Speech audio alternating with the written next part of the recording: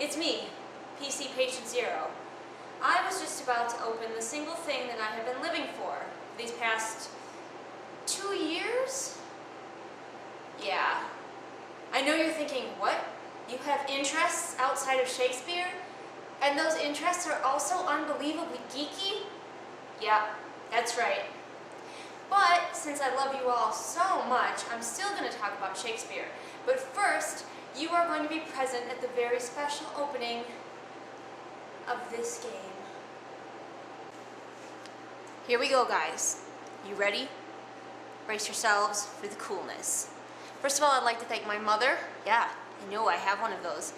Because she was the one who bought me this game when it was first available for pre-order, which was a long time ago. And then she upgraded it to the super awesome cool WoW version. So let's open this puppy up. Let's see what we got here. Alright, first of all, we have a tin. It's got Shepherd on it. But way more importantly than that, it has Femme Shep on the back. She's so cool. Let's set that down for a second. Also, it's got this little package. And inside this little package, oh my gosh, it's an N7 patch that I'm gonna wear always. Right over my heart. And a comic book, Mass Effect comic book. There's an Asari on the back, she looks mad. And the art of Mass Effect 3. It's just open to a random page. Check out that stuff. And it's the Normandy. I love you, Normandy. Is that the SR1 or the SR2? It's the SR2. Alright, that's what's in that little package. Let's open up the tin. I can't get it open. Here's the game. Gonna take out the code so you don't steal it. Here's the game. It's 2 discs because 1 disc cannot hold all of the awesome that is part of this. Yeah, just gonna for a little while. So yeah, and then there's stuff, and on the inside there's a Reaper ship destroying the Earth, but I'll soon put a stop to that, don't worry. So there you have it. You were present at the opening, my opening of this beautiful game. And if you don't see me for a while, I am saving the Earth. But now let's talk about Shakespeare, specifically Macbeth. All right, we are back for some Macbeth. We are about to be looking at Act 2, Scene 3. This is a stick. I'm going to use this stick for amazing sound effects. Because if you remember, in the last scene, at the end of the scene, there was knocking on the door. And there still is in this next scene. But more importantly, in this next scene, we get to meet the coolest person in the entire play. He's only in 1 scene, but it's worth it for this guy.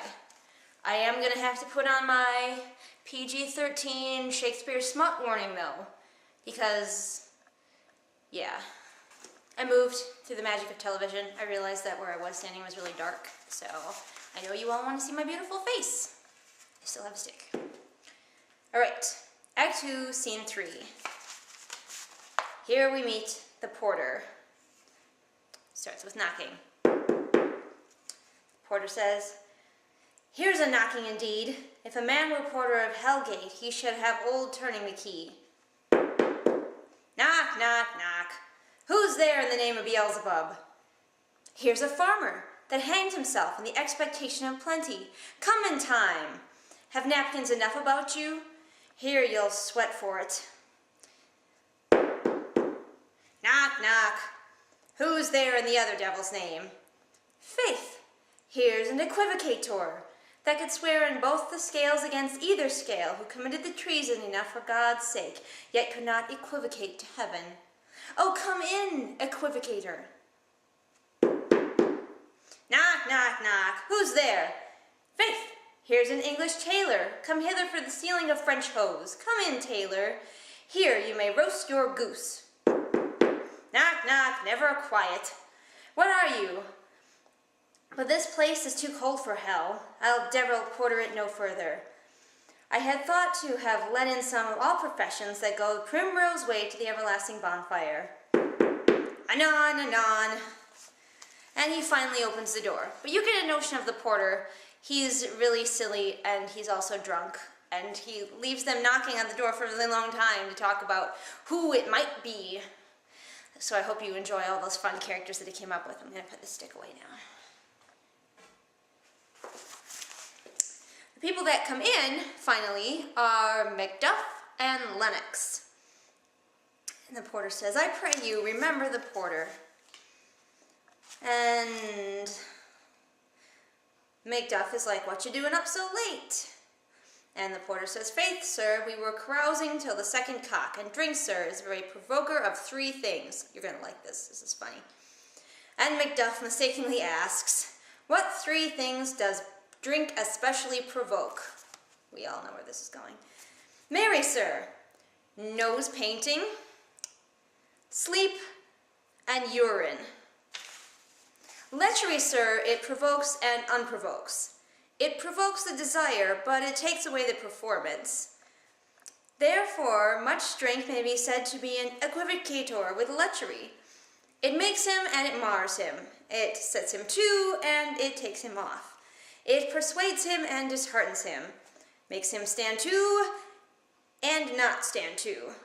In conclusion, equivocates him in his sleep and giving him the lie leaves him. Do you need me to explain what all of that was? I think you can probably understand it. That one's pretty simple. If you're confused, let me know in the comments, and I will be happy to explain it for you even more. Macduff says, I believe drink gave thee the lie last night. Porter says, that it did, sir, in the very throat on me. But I requited him for his lie, and, I think, being too strong for him, though he took up my legs sometime, yet I made a shift to cast him. He's like, yeah, I know I was really drunk, but I fought against it heroically. Then Macduff's like, hey, is Macbeth here? And sure enough, in he comes. And they greet each other, and they ask about the king. And Macbeth's like, he's not awake yet. And Macduff says, well, he told me to come be his wake-up call, so... And I'm late. And Macbeth's like, come on, I'll bring you to him. And Macbeth and Lennox make small talk. Goes the king hence today? He does. He did appoint so. And then Lennox talks about really strange things that happened in the night. More strange things just sort of happening. The night has been unruly.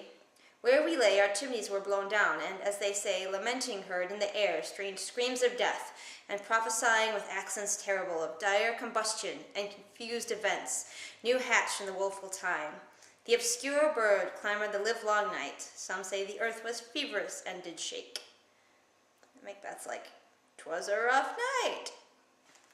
Can't imagine why. And then Macduff comes back in, saying a line which is notoriously difficult for actors to say because you have to be distressed, but you have to say these words exactly or they sound like other words. But he comes in and he says, oh, horror, horror, horror. Use your imagination and think what else that could sound like. Tongue nor heart cannot conceive nor name thee. Macbeth and Lennox are like, what's the matter? Confusion now hath made his masterpiece. Most sacrilegious murder hath broken ope the Lord's anointed temple and stole hence the life from the building. And Macbeth's already on top of it. He's like, what is it you say, the life? And Lennox is like, you mean his majesty? And Macduff explains that yes, he did mean his majesty because, oh surprise, the king is dead. So he says that they should wake up everybody, Banquo and Donalbain and Malcolm, and get in there. And the alarm bell starts ringing. And Lady Macbeth comes in, and she's also wearing her nightgown and like, what's going on? What's the business? Such hideous trumpet calls to parley the sleepers in the house. Speak, speak. O gentle lady, 'tis not for you to hear what I can speak, for repetition in a woman's ear would murder as it fell. Yeah, right. He doesn't know what kind of woman he's talking to.